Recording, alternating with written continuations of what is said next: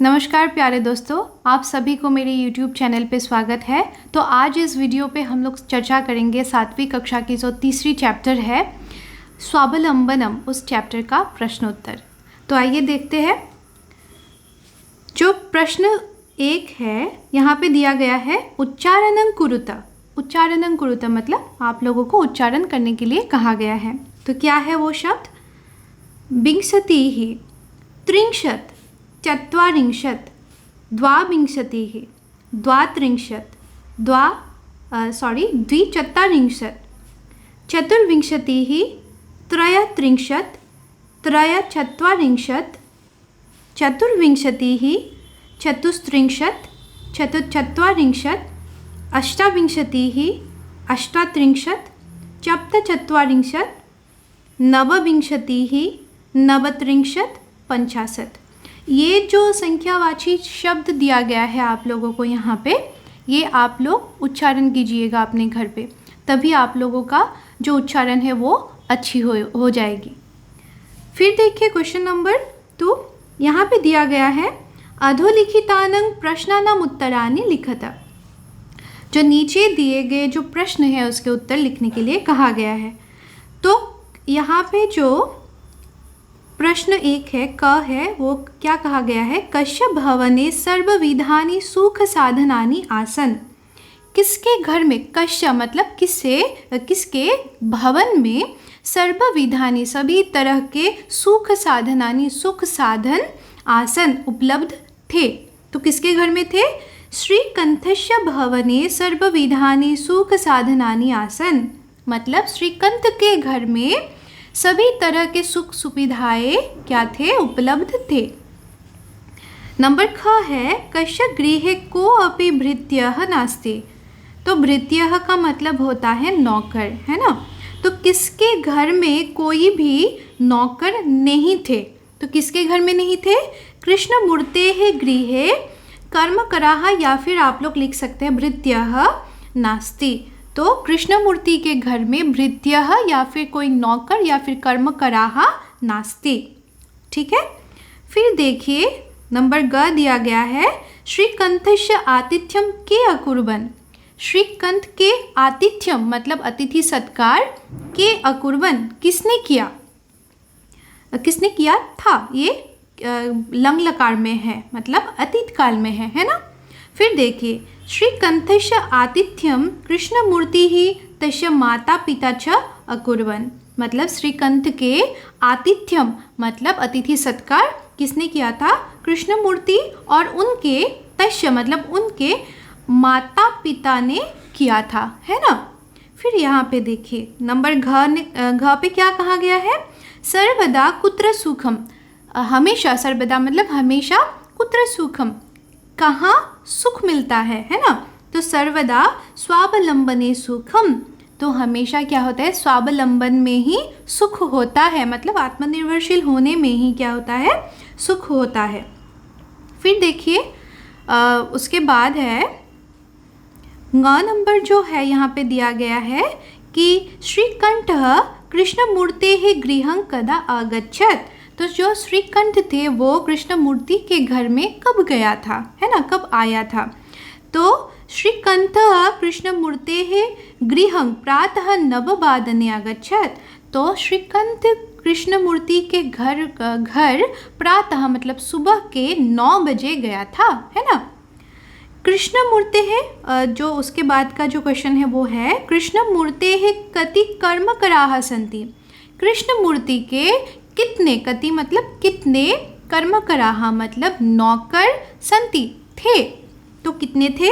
कृष्णमूर्तेः अष्टौ कर्मकराः सन्ति। कृष्णमूर्ति के 8 ऐसे क्या थे? कर्मकराः सन्ति, कर्मकरा थे मतलब नौकर थे। ठीक है, समझ में आया होगा आप लोगों को। फिर देखिए नेक्स्ट क्वेश्चन जो है क्वेश्चन नंबर 3, ये देखते हैं यहाँ पे क्या कहा गया है। क्वेश्चन नंबर 3 पे कहा गया है कि चित्राणि गणयित्वा तदधः संख्यावाचक शब्दं लिखत। मतलब ये जो तदधः जो शब्द है, तद अधः मतलब उसके नीचे। ठीक है, हम लोगों ने साइड पे लिख दिया, पर आप लोगों की जो बुक है उसमें दिया गया है उसके नीचे दिया गया है। ठीक है, तो यहाँ पे देखिए, यहाँ पे अगर इनको क्या कहते हैं, पहले तो इनको कहते हैं घट, ठीक है, घट कहते हैं। और यहाँ पे कितने घट है, यहाँ पे है अष्टादश, मतलब 18 घट है। तो हम लोग क्या लिखेंगे, अष्टादश घटानी। यहाँ पे क्योंकि यहाँ पे बहुत सारे ये बहुवचन पे है, इसीलिए हम लोगों ने सिर्फ घट नहीं लिखा, घटानी लिखा है ना। घटानी जो शब्द है वो बहुवचन पे है, इसीलिए यहाँ पे लिखा हम लोगों ने अष्टादश घटानी। फिर नंबर ख पे है, यहाँ पे देखिए बहुत सारे आम यहाँ पे है ना, बहुत सारे हैं। कितने हैं, अगर आप लोग काउंट करोगे तो कितना निकलेगा, यहाँ पे 21, 21 निकलेगा। तो 21 को क्या कहते हैं, एकविंशति ही कहते हैं, ठीक है। तो हम लोग क्या लिखेंगे, एकविंशति ही आम्रानी। आम्र कहते हैं आम को संस्कृत में, है ना। और यहाँ पे बहुत सारे क्या है, आम है, तो हम लोग क्या लिखेंगे, उसको बहुवचन पे लिखेंगे। और बहुवचन में क्या होगा, एकविंशति ही आम्रानी, ठीक है।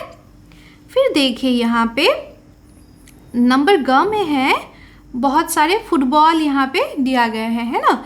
और फुटबॉल को क्या कहा जाता है, कंडुकम कहा जाता है, ठीक है। यहाँ पे अगर आप लोग काउंट करोगे तो कितना निकलेगा, 15 यहाँ पे फुटबॉल निकलेगा। और उसको अगर हम लोग संस्कृत में लिखेंगे तो कितना लिखना पड़ेगा, पंचदशः कंडुकानी, ठीक है। पंचदश कंडुकानी हम लोग उसको कहेंगे। कंडुकानी क्यों कहा है हम लोगों ने, क्योंकि ये बहुवचन पे है। कंडुकम का बहुवचन क्या होगा, कंडुकानी। फिर देखिए यहाँ पे बहुत सारे मोमबत्ती दिया गया है ना। कितने हैं, वो है 36 यहाँ पे मोमबत्ती दिया गया है। और 36 को क्या कहते हैं, शतत्रिंशत्, शतत्रिंशत् सिक्तवर्तिकानि। ये जो मोमबत्ती होते हैं उसको संस्कृत में क्या कहते हैं, सिक्तवर्तिकानि कहते हैं। तो आप लोग इसको याद रखिएगा, ठीक है।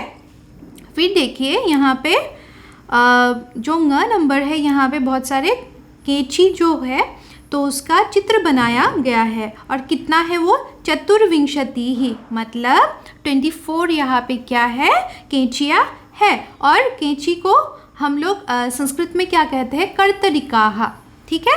तो इसीलिए हम लोगों ने क्या लिखा, चतुर्विंशति ही कर्तरिकाः, ठीक है। फिर देखिए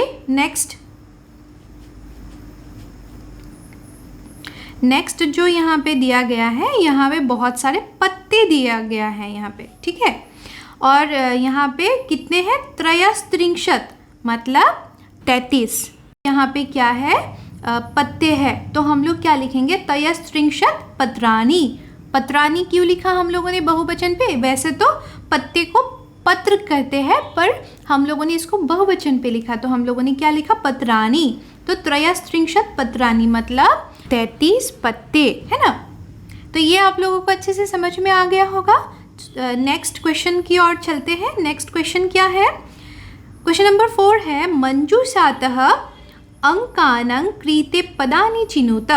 मतलब सॉरी, यहाँ पे कुछ संख्याएं दिया गया है। और यहाँ पे जो मंजूषा दिया गया है, मैंने आप लोगों को पहले भी कहा है, मंजूषा मतलब हेल्प बॉक्स, है ना। यहाँ पे कुछ वर्ड्स आप लोगों को दिया गया है, तो उनको हम लोगों को जो यहाँ पे संख्यावाची जो शब्द दिया गया है ना, इसके अगेंस्ट हम लोगों को लिखना है ना।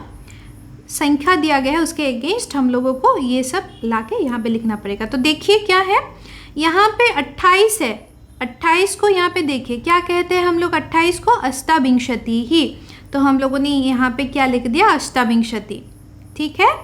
फिर है 27, है ना, 27 है, तो 27 को हम लोग क्या कहते हैं, सप्तविंशति ही, ठीक है।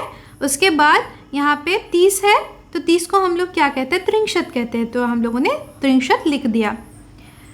तो फिर है 31 है ना, तो 31 को हम लोग क्या कहते हैं, एकत्रिंशत् कहते हैं। फिर यहाँ पे देखिए 24 है, 24 को हम लोग क्या कहते हैं, चतुर्विंशति ही कहते हैं। फिर यहाँ पे 40 है, 40 को हम लोग कहते हैं चत्वारिंशत्। और 50 है, 50 को हम लोग कहते हैं पंचाशत्, ठीक है। तो ये था क्वेश्चन नंबर 4। यहाँ पे कुछ संख्याएं दिया गया है और उसका संख्यावाची जो शब्द है वो दिया गया है, तो इसको आप लोग अच्छे से पढ़िएगा। नेक्स्ट चलिए नेक्स्ट क्वेश्चन है क्वेश्चन नंबर 5। क्वेश्चन नंबर 5 पे क्या दिया गया है कि चित्रं दृष्ट्वा मंजूषातः पदानि च प्रयुज्य वाक्यानि रचयत। तो चित्रं दृष्ट्वा यहाँ पे आप लोग देख सकते हैं कुछ चित्र बनाया गया है, चित्र दिया गया है आप लोगों को, और इन चित्रों को देख के आप लोगों को क्या करना है, एक वाक्य लिखना है। ठीक है, वाक्य मतलब सेंटेंस लिखना है। और वो सेंटेंस कैसे लिखेंगे आप लोग, यहाँ पे जो मंजूषा दिया गया है, यहाँ पे जो वर्ड्स दिया गया है, तो उन वर्ड्स को मिला के आप लोग क्या करेंगे, उन वर्ड्स को मिला के आप लोग एक वाक्य बनाएंगे। ठीक है, तो चलिए कैसे वाक्य बनाना है आप लोगों को वो मैं सिखाती हूँ। यहाँ पे क्या है, जो पहला जो चित्र है, क पे जो चित्र है, यहाँ पे देखिए एक कृषक जो है वो क्या कर रहे हैं, खेत जोत रहे हैं। ठीक है, दूसरा जो पिक्चर है यहाँ पे क्या कर रहे हैं, दो कृषक मतलब किसान यहाँ पे कुदाली चला रहे हैं, है ना। और फिर जो तीसरा जो चित्र है यहाँ पे कुछ लोग क्या कर रहे हैं, धान मतलब रोपण कर रहे हैं। ठीक है, धान रोप रहे हैं। तो इन्हीं वाक्यों को हम लोगों को क्या करना है, संस्कृत में हम लोगों को लिखना है। कैसे लिखेंगे, यहाँ पे देखिए पहला है कृषकाः। कृषकाः मतलब ये बहुवचन पे है ना। पर यहाँ पे बहुवचन पे तो ये तो एक वचन पे है, ये कृषक तो एक है, तो ये तो नहीं होंगे, यहाँ पे तो नहीं होंगे। यहाँ पे तो दो क्या है, दो किसान है, तो यहाँ पे भी नहीं होंगे, है ना। पर यहाँ पे देखिए, यहाँ पे बहुत सारे किसान हैं, है ना। तो कृषकाः जो शब्द वो बहुवचन पे है, और यहाँ पे भी क्या है, बहुत सारे किसान हैं। इसका मतलब क्या है कि हम लोग जो कृषकाः जो शब्द है वो ये लास्ट जो ग नंबर है यहाँ पे होंगे, है ना। फिर देखिए यहाँ पे नेक्स्ट है कृषकौ। तो आप लोगों ने पढ़ा है शब्द रूप, कृषकौ जो शब्द है वो क्या है, वो द्विवचन पे है ना। तो इसी वजह से दो लोग कहाँ पे है, दो किसान कहाँ पे है, दो किसान नंबर ख में है ना। यहाँ पे देखिए दो किसान दिख रहे हैं हम लोगों को, तो यहाँ पे क्या होंगे, ये देखिए कृषकौ यहाँ पे होंगे। ठीक है, और फिर क्या है, देखिए एते। एते जो शब्द है, एते शब्द द्विवचन के लिए प्रयोग किया जाता है ना। तो हम लोगों ने क्या किया, वो बहुवचन के लिए प्रयोग किया जाता है ना। तो इसीलिए हम लोगों ने क्या किया, उसको नंबर ग पे यहाँ पे लिख दिया। और फिर जो है यहाँ पे देखिए, ये धान्यम को हम लोग बाद में करेंगे। फिर देखिए एषः जो शब्द है ये तो एक वचन होते हैं, है ना। एषः मतलब यह एक, है ना। तो क्या होगा, एषः जो शब्द है वो हम लोग जो क नंबर पे जो एक किसान है उसमें आके हम लोगों ने रख दिया। और कृषकः जो शब्द है वो भी क्या है, एक वचन है, तो वो भी क्या आएंगे, नंबर क में ही आएंगे। फिर जो है एतौ। एतौ जो शब्द है, एतौ शब्द क्या आएंगे, ये द्विवचन में आते हैं, तो ये क्या हो जाएंगे, नंबर ख में ये दो किसान के साथ आएंगे, है ना। फिर क्या है, क्षेत्रम छोड़ दीजिए आप लोग। फिर देखिए आप लोग ये देख सकते हैं कर्षति।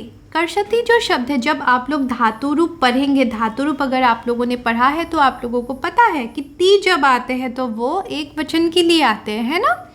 तो इसी वजह से एक वचन, एक कहाँ पे है, यहाँ पे है एक किसान, तो हम लोग यहाँ पे क में यहाँ वो ला के रख देंगे। फिर कुरुतः जो शब्द है, तह जो शब्द होता है ना, वो क्या होता है, वो द्विवचन पे आते हैं, तो इसीलिए हम लोग क्या करेंगे, वो ख पे ला के रख देंगे। और जो रोपयंती जो शब्द है, ये अंति है ना, ये लास्ट में देखिए, ये क्या होते हैं, बहुवचन के लिए प्रयुक्त होते हैं, वो आप लोगों को पता है। तो इसीलिए हम लोग क्या करेंगे, उसको नंबर ग पे आके लाके हम लोग रख देंगे, है ना। तो चलो अभी इन तीनों को हम लोग क्या करते हैं, जोड़ते हैं कि कहाँ क्या जोड़ना है। यहाँ पे देखिए एषः है ना, यहाँ पे क्या है, एक किसान क्या कर रहे हैं, खेत क्या कर रहे हैं, जोत रहे हैं, है ना। तो यहाँ पे क्या हो जाएगा, एषः मतलब यह एक क्या है, किसान, यह किसान, कृषकः मतलब किसान, क्षेत्रम है ना, यहाँ पे देखिए क्षेत्रम आ जाएगा, क्षेत्रम मतलब खेत। फिर है कर्षति। कर्षति का मतलब क्या है? कर्षति का मतलब होता है जोतना, है ना। तो यह किसान खेत जोत रहा है ना। संस्कृत में क्या हो जाएगा? यह किसान खेत जोत रहा है। ये हो गया का नंबर। फिर ख में देखिए, हम लोग अगर हिंदी में इसको बोलेंगे, क्या बोलेंगे कि दो किसान क्या कर रहे हैं? खनन कार्य कर रहे हैं, है ना। तो इसी वजह से हम लोग क्या लिखेंगे? ए तो कृषको, ये दो किसान क्या कर रहे हैं? खनन कार्य कुरुतः, कर रहे हैं। ठीक है। फिर देखिए नंबर 3 पे है, ग पे है कि एते कृषकाः। मैंने कहा था ना एते बहुवचन में आते हैं और कृषकाः जो शब्द है वो भी बहुवचन में आते हैं। तो इसीलिए क्या होगा? एते कृषकाः, ये सारे किसान क्या कर रहे हैं? धान्यम रोपयन्ति, धान रोप रहे हैं या फिर रोपण कर रहे हैं, है ना। समझ में आया?